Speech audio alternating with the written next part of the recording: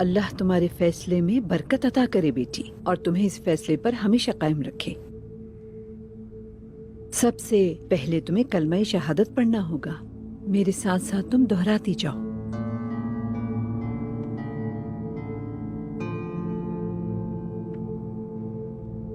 اشہد ان لا الہ الا اللہ، اشہد ان لا الہ الا اللہ، اشہد ان لا الہ الا اللہ واشہد ان واشہد ان محمدا عبدہ ورسولہ۔ محمدا عبدہ ورسولہ۔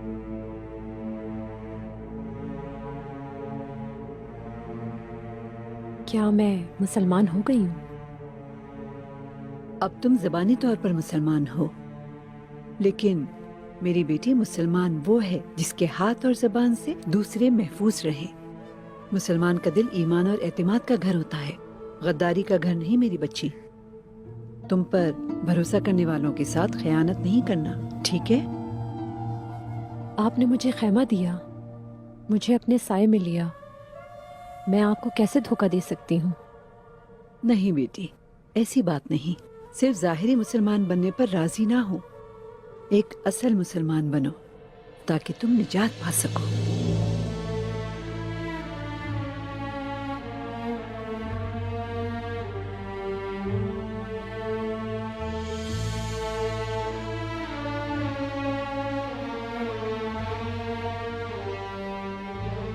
بہت شکریہ سلجان خاتون،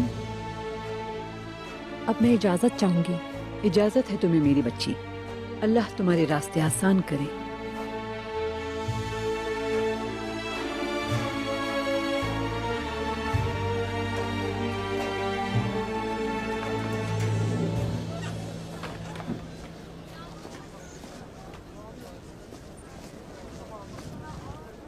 تارگن خاتون،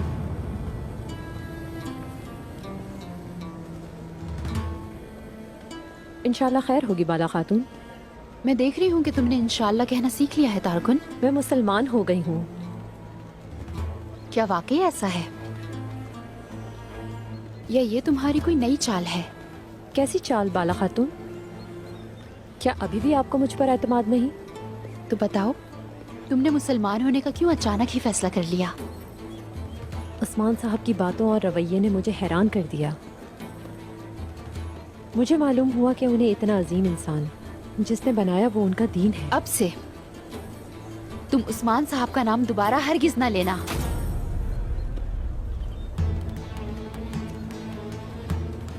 تم پر ہی میری نظریں رہیں گی۔